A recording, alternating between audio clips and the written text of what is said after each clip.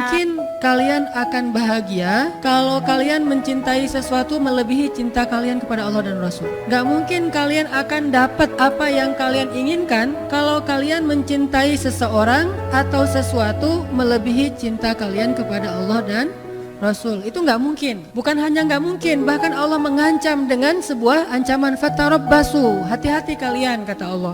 Artinya gak boleh seorang hamba itu menduakan cintanya kepada Allah dengan cintanya kepada makhluk. Itu gak boleh. Kalau dia mencintai makhluk, harus karena Allah. Kalau dia mencintai makhluk bukan karena Allah, Allah bilang fatarabbasu, hati-hati. Kenapa kita gak berani bertaruh untuk Allah? Ini masa depan nih saya pertaruhkan nih. Kalau saya gak pacaran, apakah saya tetap akan bisa menikah? Taruh aja taruhannya sama Allah. Allah bilang, siapa yang istiqomah, kami tolong dia. Kalau saya putusin, ntar dia sama yang lain gimana ya? Gak usah khawatir, udah aja pertaruhkan masa depan kita sama Allah. Nanti kita akan bilang, untung dulu saya putusin.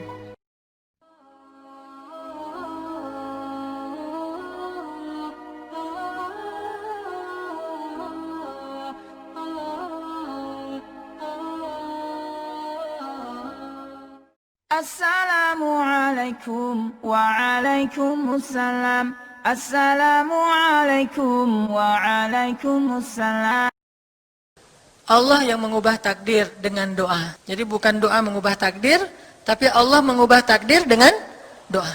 Yamhullahu ma yasha'u wa yuthbit, kata Allah. Allah bisa menghapus apa yang dia tulis dan bisa menetapkan. Jadi gak usah pesimis, gak usah putus asa dulu. Wah, kayaknya memang takdirnya gak bisa orang yang jahat kayak saya, yang pernah punya masa lalu yang kelam, menikah dengan akhwat yang hafizoh dari pesantren apa gitu. Kan kayaknya takdirnya enggak at-thayyibin lit-thayyibat. Orang yang baik ketemu orang yang baik. Tapi kan saya mah orangnya udah keburu enggak baik duluan. Sekarang lagi belajar jadi orang baik tapi belum baik-baik amat. Sedangkan dia mah udah terpelihara dari dulu. Kayaknya kita mah enggak sekufu, enggak selevel, beda dunia. Yang satu dunia putih, satu dunia hitam. Ini gimana nih enggak ketemu nih? Takdirnya mungkin kita emang gak layak untuk dia, tetapi dengan doa Allah Subhanahu wa Ta'ala berkuasa untuk mengganti takdir.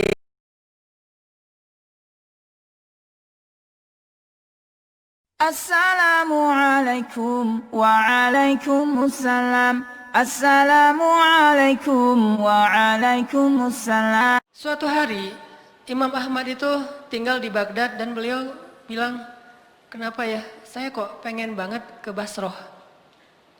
Padahal beliau tuh nggak kenal siapapun di Basroh. Baghdad Basroh itu lumayan beda provinsi. Saya kepengen banget ke Basroh. Udah lama pengen ke Basroh. Cuman di sana beliau nggak kenal siapapun, tidak ada niat ketemu siapa-siapa, tidak ada janji dengan siapa-siapa, tidak ada urusan apapun.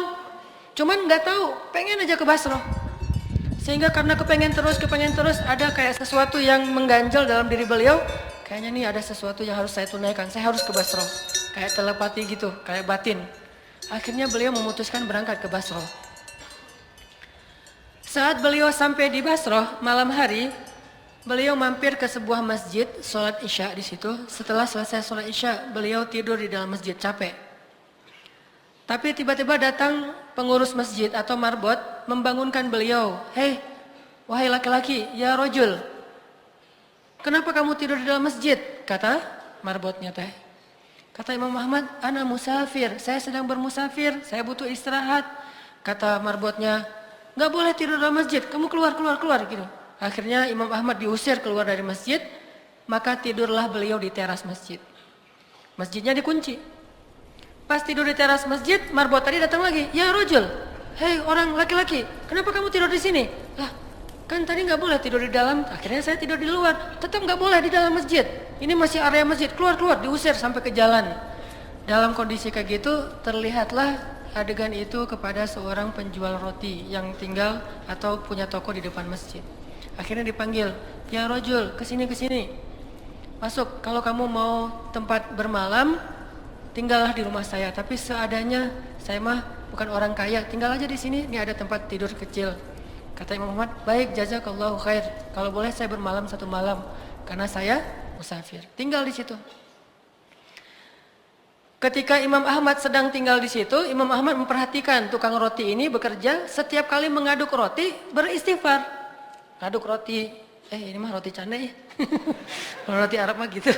Kalau roti India, astagfirullahalazim, astagfirullahalazim. Pokoknya satu kali adukan istighfar. Ngaduk roti yang masih tepung gitu, astagfirullahalazim. Kemudian bikin roti, astagfirullahalazim. Apapun yang beliau lakukan, istighfar, istighfar, istighfar. Sehingga akhirnya Imam Ahmad berkata, sudah berapa lama kamu beristighfar seperti itu? Kata tukang roti, saya sudah jual roti ini selama kurang lebih 30 tahun. Dan setiap kali ngaduk saya beristighfar. Berarti dia sudah mendawamkan istighfarnya kurang lebih selama 30 tahun. Jadi hobinya tuh astagfirullahaladzim. Bukan bersiul, bukan bersenandung, bukan bernyanyi, bukan dengar MP3. Tapi dia beristighfar. Atau dengan MP3-nya istighfar. Astagfirullah, astagfirullah, astagfirullah. Pokoknya istighfar aja. Udah 30 tahun. Lalu Imam Ahmad bertanya, kalau sudah melakukan sekian lama, terus apa hasilnya? Kata Imam Ahmad. Kata tukang roti itu, alhamdulillah wahai rajul, wahai laki-laki. Tidak ada permintaan saya kecuali Allah kabulkan. Saya baru bilang, ya Rob, udah Allah kabulkan. Baru bilang, ya Rob, sudah Allah kabulkan. Setiap saya minta apapun, Allah kabulkan. Alhamdulillah, ini berkah dari istighfar. Karena saya yakin, kata dia, Nabi bersabda, tidaklah seseorang mulazamah atau iltizam, dia selalu beristighfar, dawam dengan istighfar, kecuali Allah Subhanahu wa taala akan memberikan jalan keluar dari setiap masalah dan mengabulkan doa-doanya dan memberikan rezeki yang tidak pernah terduga-duga. Kata laki-laki tadi, penjual roti, cuma satu permintaan saya yang belum dikabulkan. Imam Ahmad bertanya, apa itu? Saya pernah berdoa, ya Allah, saya kagum sama Imam Ahmad bin Hambal. Saya ingin bertemu dengan beliau. Kabulkanlah ya Allah. Langsung Imam Ahmad bertakbir, Allahu Akbar. Ternyata ini nih masalahnya. Kenapa saya kok nggak enak hati selama di Baghdad? Akhirnya saya jadi kepengen ke Basrah. Itu gara-gara istighfar laki-laki penjual roti. Istighfar dialah yang membuat Imam Ahmad jadi datang ke Basrah dan bertemu dengan laki-laki tersebut. Coba bayangin. Jadi dawamkan istighfar. Pengen mulai sekarang nih. Selama berapa? 30 tahun. Gak apa-apa 30 tahun. Nanti sekarang usia teman-teman berapa rata-rata?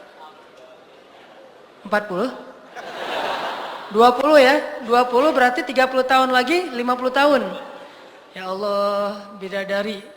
Kita bayangin, astagfirullahaladzim, astagfirullahaladzim, astagfirullahaladzim. Setelah 30 tahun, datang. Bersabarlah selama 30 tahun.